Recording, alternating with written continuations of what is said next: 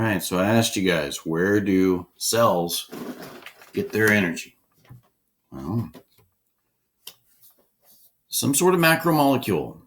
Carbohydrates is a readily available source of energy a lot of times for cells. They can utilize triglycerides and other lipids, but carbohydrates is really one of the easiest places for our cells to harvest energy. We're not going to talk about ATP today. We've mentioned it before. We will talk about it most likely next time. I'm going to go just a little bit out of order of the text. Go ahead and read the text as it is for chapter 6. But if you read along and you try to look at my lectures, we go at the same time. You'll notice I have moved some things around. Okay. So again, where do cells get their energy? Carbohydrates. So where do we get carbohydrates? And if you don't know, pause the video and go look this up. This is important knowledge that you should own. So go look this up and earn this knowledge. Where do carbohydrates come from? Okay, you got it? Plants, typically. Anything with chloroplasts, that organelle that gets energy from sunlight and uses that to manufacture carbohydrates, and that's where it stores energy. Right? So lots of energy stored in those bonds within that. So do you and I have chloroplasts? Can we make our own carbohydrates? Not really. We don't have chloroplasts. Now, maybe we have some tools on board where we can generate carbohydrates, but I don't think so. And these are coming from plants. Plants use chloroplasts. Some protozoa species do have some chloroplasts as well. That is where our carbohydrates come from. This is the chemical reaction for photosynthesis. Plants or anything with chloroplasts are going to harness sunlight energy.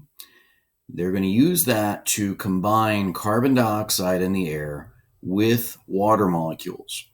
And they'll combine 6 carbons into a chain of a carbohydrate. Remember, that's one water molecule basically for every carbon. Is carbohydrate, carbon, water. In that process, some oxygen gets released. So about 12 atoms or 6 dioxygen molecules there get released in the process.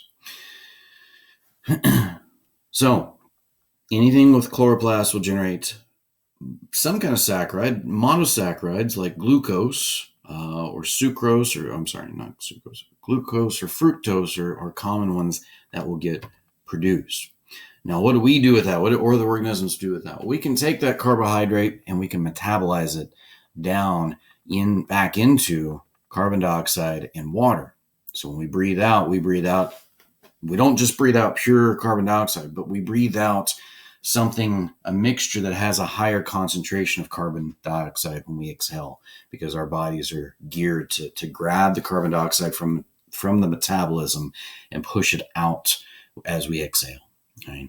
So, and this is where our cells get energy. Right? Our cells get energy this way. Now, what would we need energy for?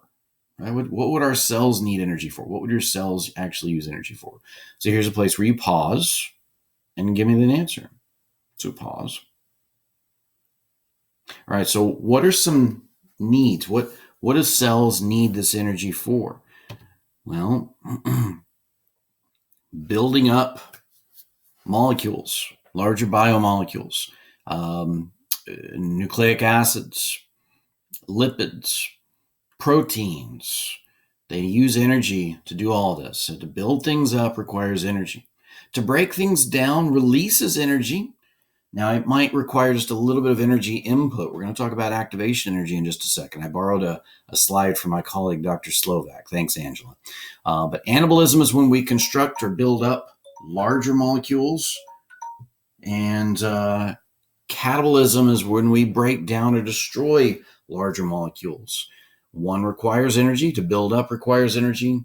To break down ends up emitting energy. We got to pause there. Next video.